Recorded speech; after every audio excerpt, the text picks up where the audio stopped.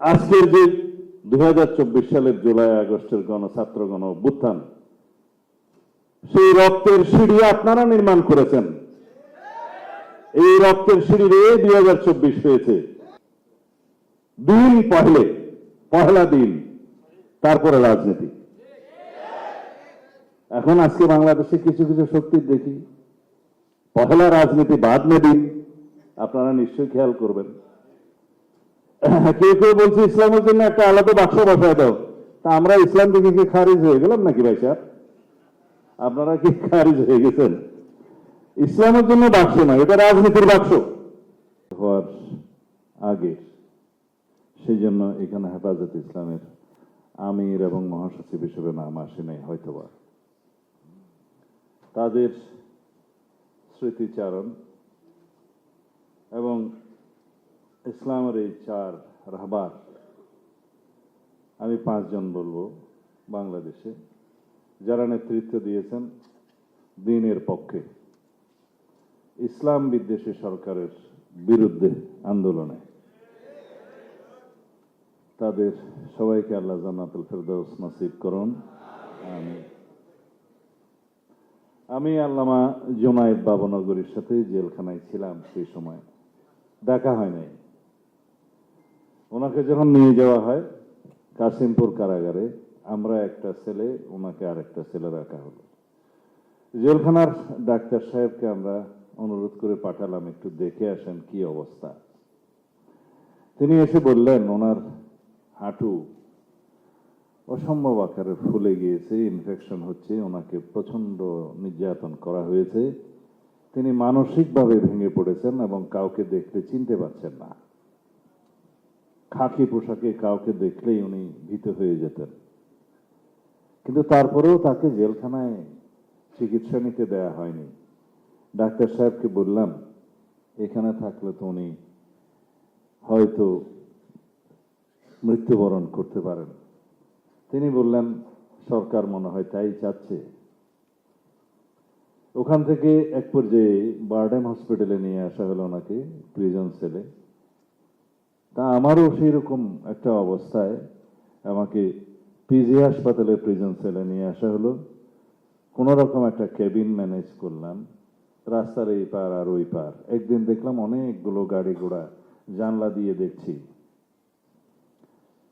সংবাদ নিলাম ওনাকে সরকার নিজের থেকে বেল দিয়ে দিয়েছে, উনি বেল পিটিশন দেয় নাই। বিষয় কি? ওনার অবস্থা ভালো না, জেলখানার ভিতরে কারা হেফাজতে অথবা পুলিশ হেফাজতে মৃত্যুবরণ করেছে, এই দায় সরকার নিতে চাচ্ছে না। তৎকালীন ফ্যাসিস্ট হাসিনার সামরিক সচিবকে প্রেরণ করা হলো। ওনাকে জিজ্ঞেস করলেন যে আমরা আপনাকে বিদেশে প্রেরণ করতে চাই, পাসপোর্ট টাসপোর্ট সব আয়োজন করব, আপনার অবস্থা ভালো না। তিনি বললেন আলহামদুলিল্লাহ, আমি সরকারের কোনো অনুদানে বিদেশ যেতে চাই না, আমার অনেক সাগরিদ আছে, প্রয়োজন হলে তারা নিয়ে যাবে। এটাকে বলা হয় ইমানি জোর। তো বলা হয়ে থাকে যে ইমান কে খুদি কো কর ইতনা বুলন্দ কে হর তকদীর সে পহলে खुदा बंदे से पूछे बता तेरी राजा क्या है। এই ইমান ওনার ছিল। আমরা এখানে খুদ ইমান, ইমান এখানে আপনাদের এই সমাবেশে আসতে পারে আমি নিজেকে অত্যন্ত সৌভাগ্যবান মনে করছি। আমি এখানে রাজনীতি করতে আসি নাই, আমি দায়িত্ব পালন করতে এসেছি। 2013 সালে এই শাহবাগেই তো নাস্তিক্যবাদীদের, মুরতাদিদের একটা আস্ফালন দেখেছি আমরা। যে কোনো আন্দোলনকে আমরা স্বাগত জানাই, কিন্তু এই আন্দোলনকে না। এটা বিদেশের পরিচালিত একটা প্রযোজিত নাটক হয়েছে। পরিচালনায় প্রযোজনায় সরকার বনাম একটি বিদেশি শক্তি। তারা এটাকে দ্বিতীয় মুক্তিযুদ্ধ নাম দিয়েছিল। সেই মুক্তিযোদ্ধাদের বয়ান তো আপনারা শুনেছেন, রাসূলুল্লাহ সাল্লাল্লাহু আলাইহি ওয়াসাল্লামের বিরুদ্ধে কিরকম শিকায়েত করে রচনা লিখেছে, পত্রিকায় প্রকাশ করেছে। তাদেরকে বীর মুক্তিযোদ্ধা দ্বিতীয় প্রজন্মের বলে সরকার আবার দেখতে গেছে। এই অবস্থা বাংলাদেশে আমরা দেখেছি। তার বিরুদ্ধে একমাত্র হেফাজতে ইসলাম বাংলাদেশে রুখে দাঁড়িয়েছে অত্যন্ত সাহসিকতা।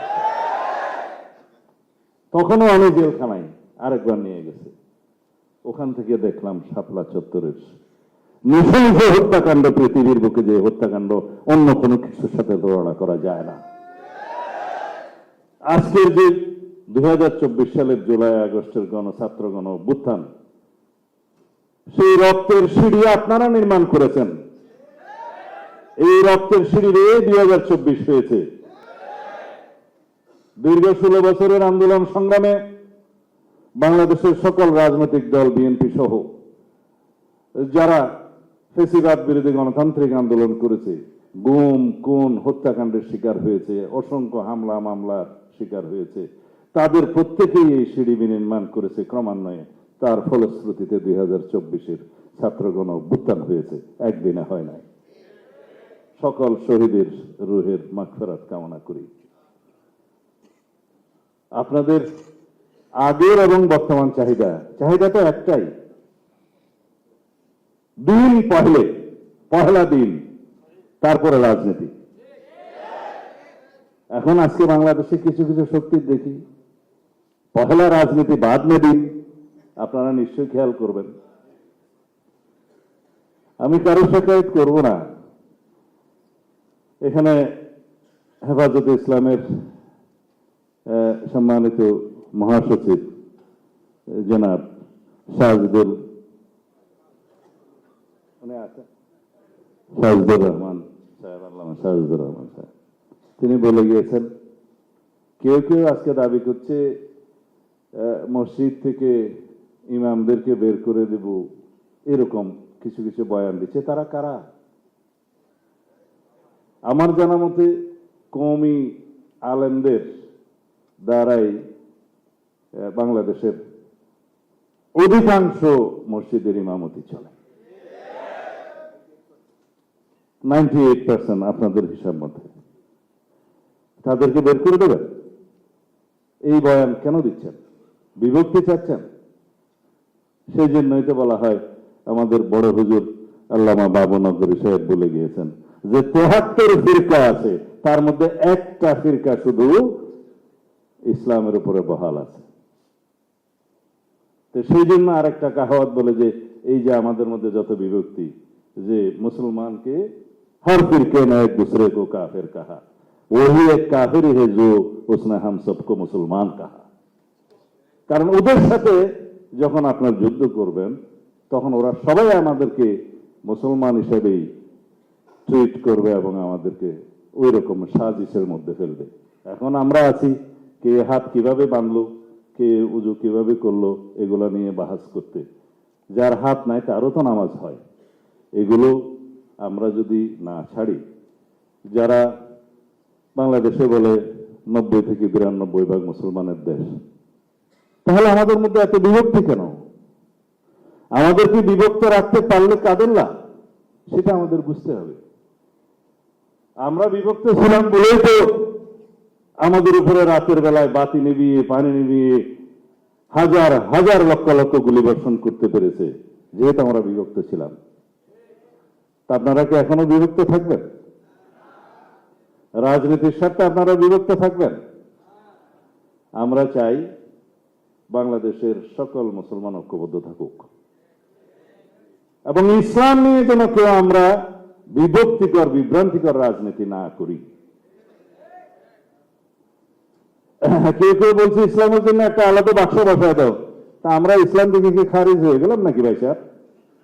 আপনারা কি খারিজ হয়ে গেছেন? ইসলামের জন্য বাক্স নয়, এটা রাজনীতির বাক্স। রাজনীতি দিয়ে ইসলামের শক্তিকে বিভক্ত করা ঠিক নয়। কেউ কেউ বলছে ইসলামের জন্য একটা আলাদা বাক্স করে দেখি। ভাই, ইসলাম কি একটা কোটা রাজনীতি নাকি, রাজনৈতিক দল নাকি? আমরা হলাম সেই দল যা আলেমদের পরামর্শে শহীদ রাষ্ট্রপতি জিয়াউর রহমান সংবিধানে বিসমিল্লাহির রহমানির রহিম ধারণ করেছেন। আমরা সেই দল, মহান আল্লাহর উপর আস্থা এবং বিশ্বাস রাষ্ট্র পরিচালনার মূলনীতি হিসেবে আমরা ধারণ করেছি। তো এখানে আবার ইসলামের জন্য দোসরা বাক্স কোথায় পেলেন? এইভাবে বিভক্তি করা তো ঠিক নয়। যাই হোক, আমাকে আমাদের মুরব্বী অনেকদিন আগেও বলেছেন, ওনারা রাষ্ট্রপতি জিয়াউর রহমানকে পরামর্শ দিয়েছিলেন, তাদের পরামর্শ তিনি মেনে চলতেন এবং সেইভাবেই তিনি সংবিধান সহ সব জায়গায় ইসলামী বিধিবিধান সংযুক্ত করেছেন। তিনি নিজেও অত্যন্ত পরেশগার মানুষ ছিলেন, আপনারা জানেন। আমি আজকে যে জন্য এখানে আসলাম তার কিছু উদ্দেশ্য আছে।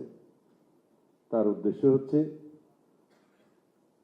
আমি আমাদের দলের পক্ষ থেকে এই মেসেজটা দিতে চাই যে হেফাজত ইসলাম বাংলাদেশ অরাজনৈতিক সংগঠন হলেও বাংলাদেশের 90-92% মুসলমানরা তো আপনাদেরকেই দিনের রাহবার মনে করা উচিত। আপনারা সেই দায়িত্ব পালন করে যাবেন।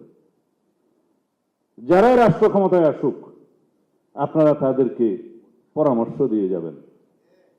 এই রাষ্ট্রটা যেন কোনোদিন একটা পার্শ্ববর্তী ভিন দেশের তাবেদার রাষ্ট্র না হতে পারে, সেই জন্য আপনারা ঐক্যবদ্ধ থাকবেন।